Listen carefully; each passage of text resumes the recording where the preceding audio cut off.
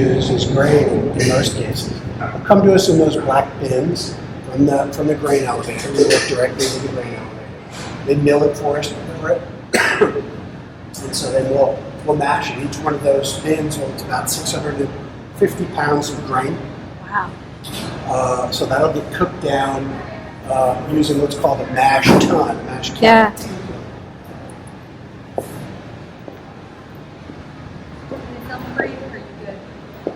Okay. And so our mash kettle is this giant thing. And what happens is we'll add all that grain and about 250 gallons of water. Wow. Yeah. And about 6 million BTUs. Wow. And what will happen is the grain will start to hydrolyze. Essentially, the starches will become swollen. Yeah. They'll stick together. Yep. We keep applying energy, and they'll break apart. Now you see it when you cook, when you make, say, grits or oatmeal in the States. It's thin. It's this thick, right? Yep. That's the same. That's called gelatinization. You keep applying energy, and what you'll have is liquefaction, close to about 200, 205 degrees Fahrenheit. When it'll start to loosen up, some of the starch bonds will be broken, and then we'll cool it back down, and then we'll add a secret ingredient, and that is malted barley.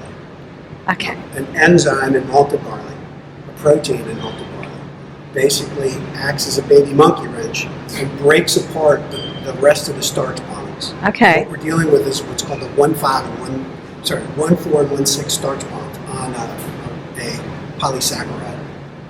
The little baby monkey wrenches go in and break these things.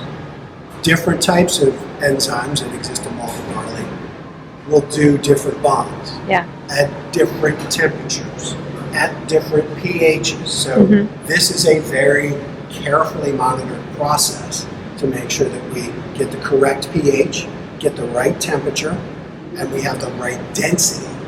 We'll talk about density or gravity later on when it comes to the big show, right? When the alcohol is being made. Yeah. But we can't pound in too much grain in here because there'll be no fermentation. Okay. There's definitely a lot of experimentation there in that. I Right. can remember That's where the balance him is. running back to the place, and that's where the whole mash. And so you can't take things for granted, especially say water quality Yes. or even water processing.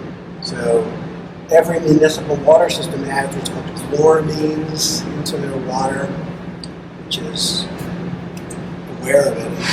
It's not chlorine. Yeah. It's a solid. It's not a gas. Okay. So removing that, if you don't remove it, your yeast won't propagate. Because Yeah. it kills yeast, right? And so you have to be very careful to treat your water and monitor. So your water carefully, source stay in matters touch with the intensely, same yeah. water, and determine when they're going to be dosing chloramines and monitor what they say they've done and what they say they've seen.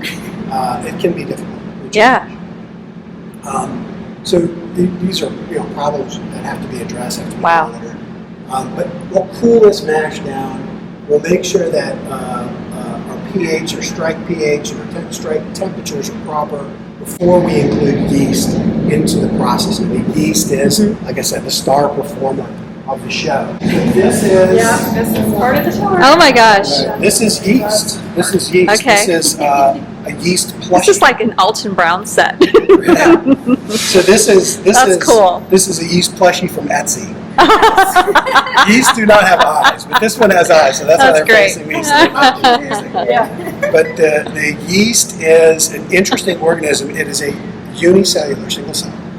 It is eukaryotic, so I'm describing the way it reproduces. Okay. So Eukaryotic. it's eukaryotic. They're all female. Okay.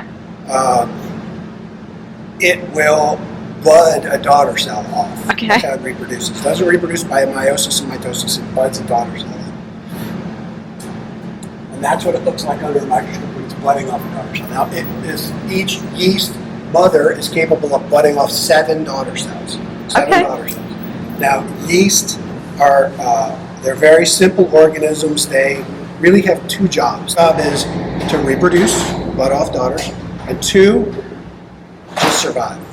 To reproduce, they need free oxygen, O2. right? They need to be in an aerobic environment. We're in an aerobic environment. Hello. Thank you. So to reproduce, they need to be in an aerobic environment. When they put them in an anaerobic environment, or no free oxygen, they go into survival mode. And they need oxygen to survive in either circumstance. Now, in an anaerobic environment, they can realize or actualize oxygen from the medium that they're in. Right? So they're capable of surrounding it, so to speak. And we're going to put this organism into an oxygen-rich environment, let it propagate into a giant colony, take over the medium so that nothing else can get in. Right? They're going to reduce all of the free oxygen out of it during its reproductive cycle, which takes about 36 to 42 hours. Depends on which strain we're using. This our favorite strain here is Saccharomyces cerevisiae ex bionis. Genus, species, subspecies. Okay. Saccharomyces cerevisiae ex bionis. So this organism will propagate into a full colony depending on the time of year and how much we actually weigh out and hydrolyze or hydrate and inoculate with vitamins and stuff. 36 hours. Very, very sturdy little organism. Okay. After 36 hours, it have depleted the free oxygen in the medium, and it so happens that we're going to set it up with a lot of glucose. This is glucose. Okay. This is the starch that we have converted it from a polysaccharide to a monosaccharide. This is a monosaccharide. This molecule has hydrogen, the white balls, oxygen are the red balls, and carbon are the black balls. This is a hydrocarbon. Hydrocarbon. It is technically a unit of energy. It's fascinating. Anyway, so the medium that this yeast will be in, this is not to scale, right? They're not this big, right? This molecule is substantially smaller than the yeast, but it will be pressed up against the yeast. Now the yeast will recognize this hydrogen-oxygen combination. It will bring it into its cell wall. It will use its porcine-fine endoplasmic reticulum within the yeast to move this molecule to its mitochondria, the power plant of the yeast cell. And it will metabolize this molecule, and it will essentially metabolize it into heat, the breaking of covalent bond, 2 carbon dioxide molecules, and 2 ethanol molecules. So it'll turn this molecule into these 4 molecules here. Carbon dioxide, 2 carbon dioxide, 2 of these, and 2 ethanols. Right? Oxygen, hydrogen, carbon, 2 of these. And they look like little dogs. So you'll notice if you take the time to count the atoms that are here in this molecule and count the atoms that are in these molecules, they're the same. Okay. And that is because of the law of conservation of matter. We learned this in our 5th grade, right? But we have all forgotten it. So Yep. I have to remind myself what it is.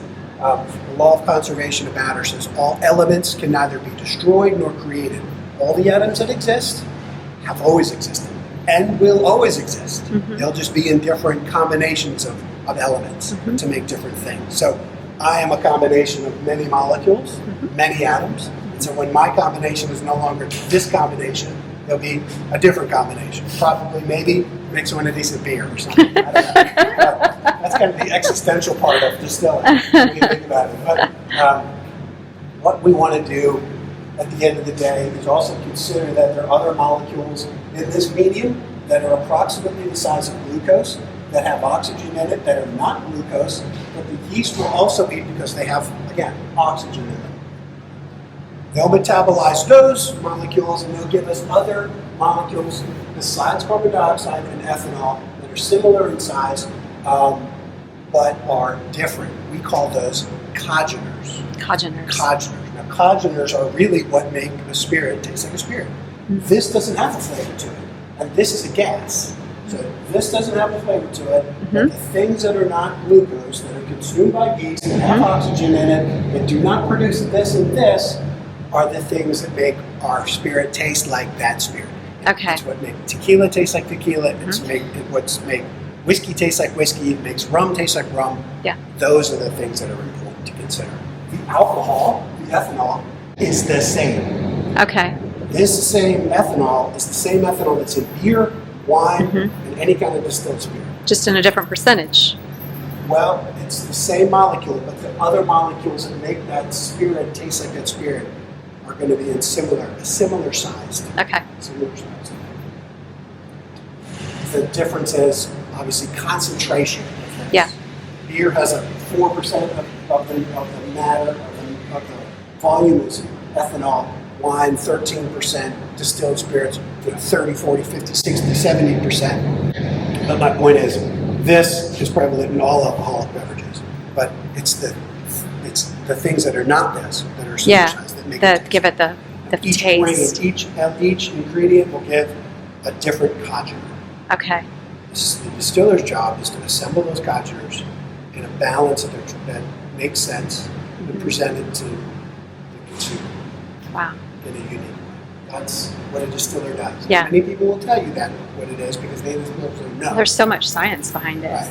Yeah. It's really, it comes to the science meeting the art. Yeah. I want this flavor. How am I going to accomplish this? Mm-hmm. Which congeners for which grains am I going to concentrate? Which ones am I going to diminish? Which ones am I going to accentuate? What's going to happen after I age them? What if I change the barrel? What if I do different things? There's a ton of variables, and that's the dynamic part of it. Yeah. There's a lot of variables. It's much like a kitchen. Mm-hmm. The ingredients are somewhat limited. Mm-hmm. The government puts a lot of restrictions on what we can use for ingredients and process. Mm. But if you're creative, you can come up with new things. Yeah. Yeah.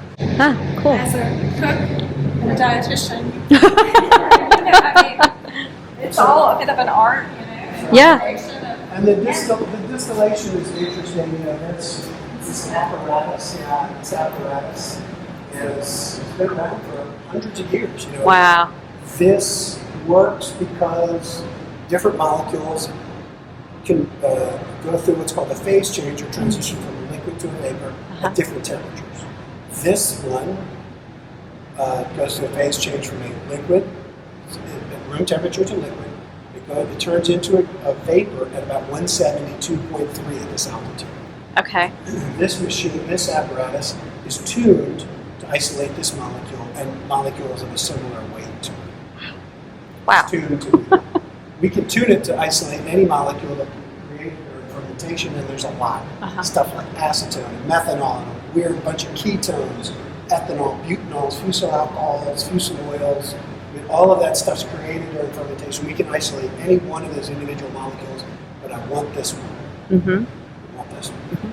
And so we'll essentially isolate the lighter molecules, capture the good stuff, isolate the heavier molecules, hold the water back. Hold the water back. I don't want water. Yeah. The water boils at 212. So if I control this process adequately, I can restrict the amount of water that gets through it. Now, water doesn't necessarily, or it's not restricted to transitioning from a liquid to a vapor at just 212. It will transition from a liquid to a vapor at any temperature above 0 Kelvin. Okay. Right? Okay. So, and that is because of entropy, which means things fall apart. Basically fall apart. Yeah. And turn into a gas. Like if I spilled it on the floor, it turned into a gas. Yeah. Anyway, so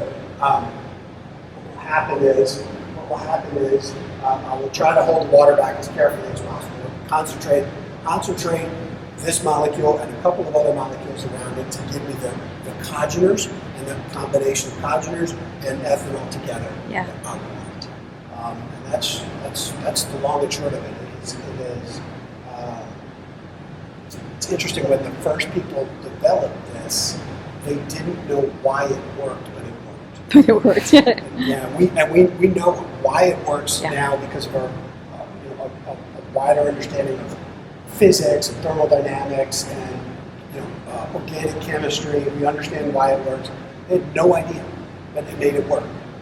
And we're really standing on the shoulders of giants. There's some very intuitive and smart people who figured it out a long time ago, and now we've just been noodling around with some of the couplings and the alloys and the process controls and things like that.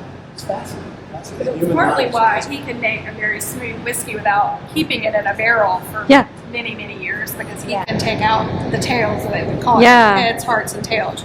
Okay. the parts you don't want, the parts you want. Right. So like by a lot of testing, he's come down to the product you wanted. But I can remember you saying, "Oh, we got to try. We're just going to dump it all back in and go again." Yeah. So it just basically filters out. Okay. Making cuts is another important component of when you're removing those other parts of the distilling that you don't want. And it's really, again, where the art meets the science, combining all of those things. So it can be a lot of tests. Yeah. A lot of tests. And then aging is critical when you're making a whiskey. Aging is critical. Now, the aging part is a little bit more discrete science. What's happening is we're going to put a molecule that has a reaction to temperature, hot and cold. So when it gets hot, it expands. That's an exothermic reaction. When it gets cold, it has an endothermic reaction. It gets smaller. I'm going to put it into a liquid-type vessel that will also have a reaction to heat.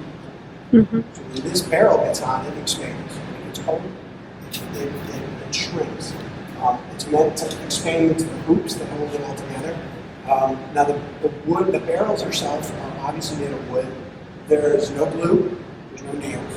It's all held together by friction. They are made up of these individual staves. This is a barrel stave. Depending on who made the barrel, there's going to be 27 to 35 staves in the barrel. It's made of American white oak, Marcus alba, and it started as a straight plank. It started as a straight plank. It was air dried for about 24 months in a parking lot, and what they did was they cut the stave to length. A team of coopers, that's the people that make barrels, put these center hoops on, built essentially a cylinder of these. But before they did, they cut a bevel edge and it's not flat, slightly angled, so that when it's in a cylinder, it'll be uniformly edged up. They cut the crows in the ends right here. They cut the crows in the edges where the barrel head goes.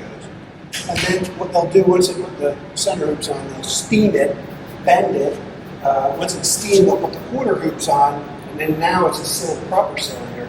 They won't put the heads on yet. They'll burn, toast it, or char the interior of it with fire, high intensity fire.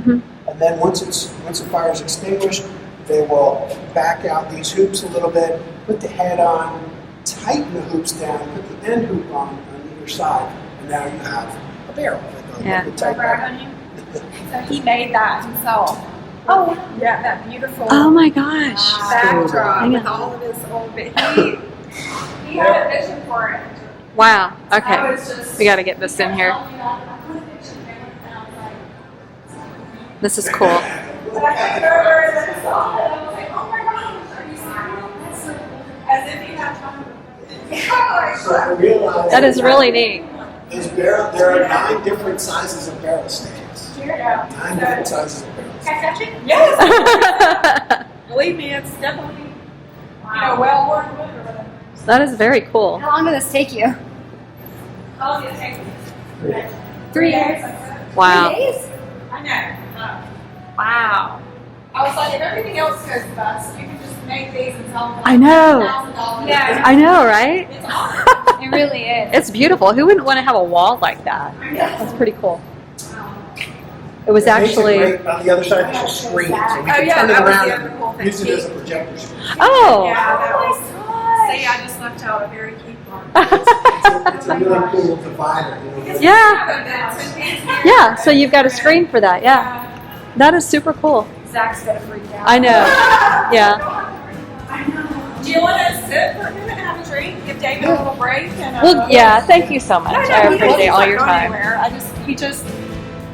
He talks a lot, but it's so, I know, I'm just always like, what else did I learn today, even though I've heard it a long time. Yeah. I'm also like into the passion. I know. That is cool. That shows. Do this and you don't, just because it is hard. Yeah. Even the business side of it Yeah. So making it, what I just described to you now, what I described, that's 15% of the business. Yeah. Okay. The rest of it is managing, Yep. but 70% of the business is selling. Yeah. So we're in the market all the time. Yeah. So people coming and going to do events, going to do tastings. Yeah. I'll be in the market next week in Florida for the holidays. Okay. It's a lot of this. Yeah. It's mostly stuff. Yeah. That's cool.